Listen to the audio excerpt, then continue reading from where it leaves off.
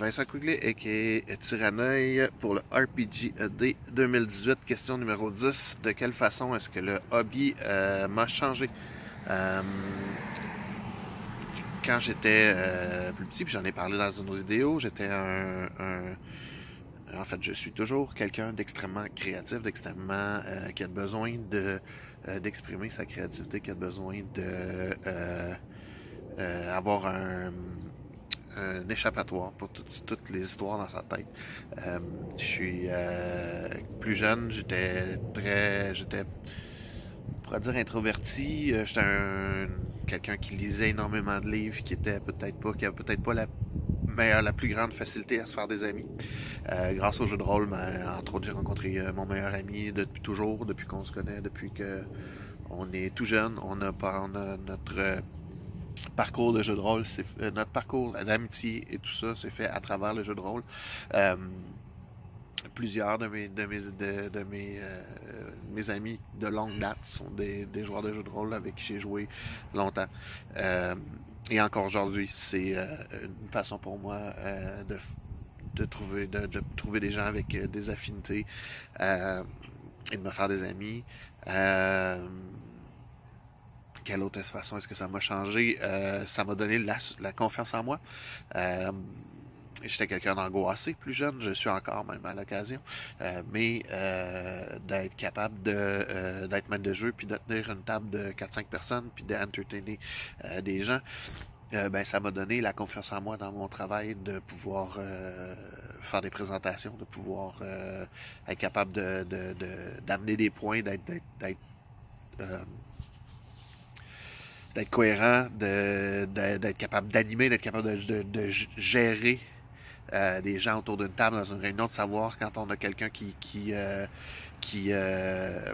perd de l'intérêt, puis d'être capable de ramener cet intérêt-là, vers le sujet, d'être capable de juger les émotions des gens. Ça m'a donné cette sensibilité-là aussi. Là où j'étais peut-être plus trop maladroit, ça m'a aussi permis ça, c'est une grosse chose, une grande chose, je trouve. Les RPG ont une grande force.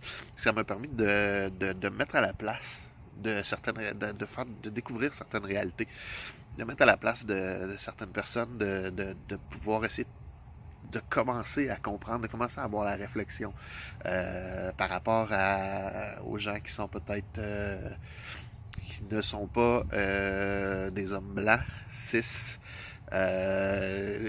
white privilege, un peu comme moi, malheureusement, heureusement pour moi, malheureusement, dans la vie, je fais partie de cette catégorie de gens. J'essaie d'être sensible aux autres qui ont peut-être pas qui ont peut-être pas tous les privilèges que j'ai. Mais le jeu de rôle m'a permis un peu de me mettre à la place de ces gens-là, m'a permis de jouer des rôles, d'explorer certaines réalités. C'est sûr que c'est quelque chose que j'essaie de faire toujours dans le plus grand respect.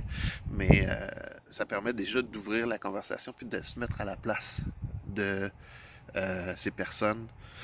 Et je pense que c'est super important ça, surtout quand on le fait de façon sérieuse, quand on le fait de façon vraie.